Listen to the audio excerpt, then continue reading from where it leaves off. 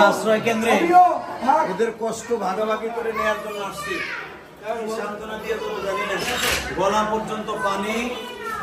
এটা ভেঙে আমার যুবক ভাইদের প্রচেষ্টায় একটা আশ্রয় কেন্দ্রে সবে মাত্র আসলাম। আল্লাহ তাআলা আপনি কবুল করেন।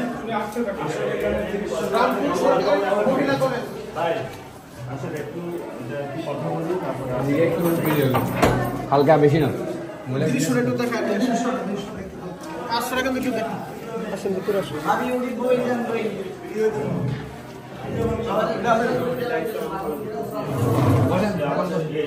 ছোট ভাইদের দিয়ে সবাই সহযোগিতা নিয়ে তো এখন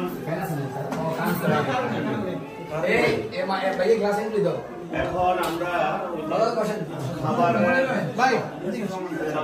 সকালবেলা খাবার দিয়েছি। সকালবেলা খাবার মানে এখনো আমাদের খাবার চলতেছে। আমরা পরোটা আর ডাল ভাজি আমি খাওয়াচ্ছি সবাই। তা আমাদের ছেলেপেলেরা, এলাকার ছেলেপেলেরা কিছু কালেকশন করছে ওই জায়গাটা দিয়ে। তো এখন যে খাবারগুলো দেওয়া হয়েছে এখন দিলে আবার এখন খেয়ে ফেলবে ওরা। আপনারা যদি দেন আমার মনে হয় যে রেখে গেলে আমাদের টিম আছে। আমরা তো এই রামপুরা সংস্থা থেকে নিয়ে এসেছি। গতকালকে 300 প্যাকেট একটা গাড়ি নামায় মধুপুরে ওদিকে 40 প্যাকেট, 14 নম্বর ওয়ার্ডে 20 প্যাকেট, হিন্দু ওয়ার্ডে কিন্তু পানি ঢুকে না। কালকে পানি খাবার পাঠাচ্ছি।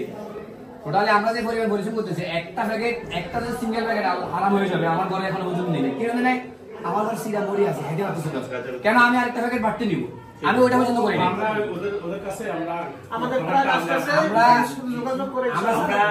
আমরা এতক্ষণ পর্যন্ত আমাদের এই খাবারগুলো ডিস্ট্রিবিউশন হচ্ছে।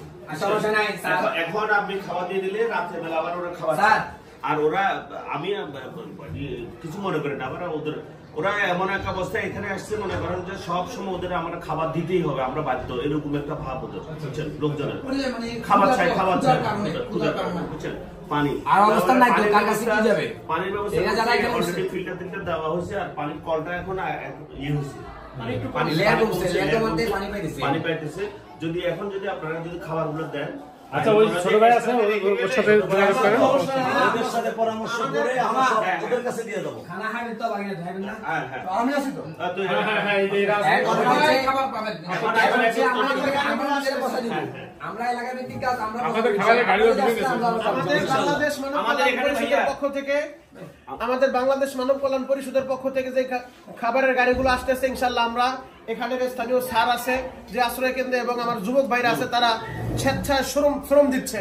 তারা নিজেদের বাসায় একটা প্যাকেট নেয় নেই, তাদের বাসা হচ্ছে যে হুজুর আমাদের বাসা একটু ভালো আছে, কিন্তু আমরা যাদের এলাকায় আমরা তাদের কাছে পৌঁছায় দিব।